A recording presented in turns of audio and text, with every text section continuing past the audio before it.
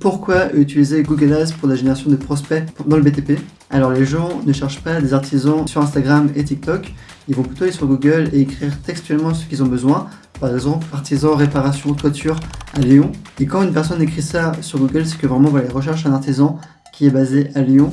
Et donc voilà, il y a une intention d'achat qui est quand même très élevée. Pour vous donner un peu un ordre de grandeur, le coût par clic est beaucoup plus élevé sur Google Ads que sur Meta, mais après effectivement vous avez un meilleur taux de conversion grâce à Google et donc vous pourrez générer beaucoup plus de demandes.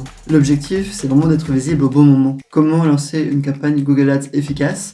Alors première chose c'est les mots-clés. Ça peut paraître anodin, mais en fait je vois souvent l'erreur de vouloir cibler trop de mots-clés ou alors de cibler des mots-clés avec une intention d'achat qui est trop large. Ça, c'est un point important et c'est quelque chose dont on ne se rend pas forcément compte au début, mais c'est vraiment super important de prendre des mots-clés qui ont un taux de conversion élevé.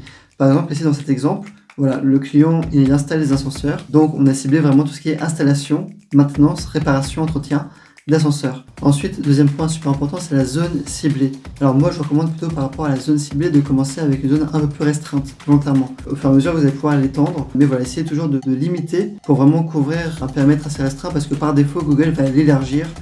Et ça, c'est un point important à prendre en compte. Ici, par exemple, voilà, on a un client qui est dans Paris, et ben on a fait un rayon de 2 km autour de sa zone, et malgré ça, on a quand même des demandes en dehors. Donc, c'est quelque chose qui est important à savoir, c'est que le ciblage de Google Ads ne fonctionne pas forcément bien.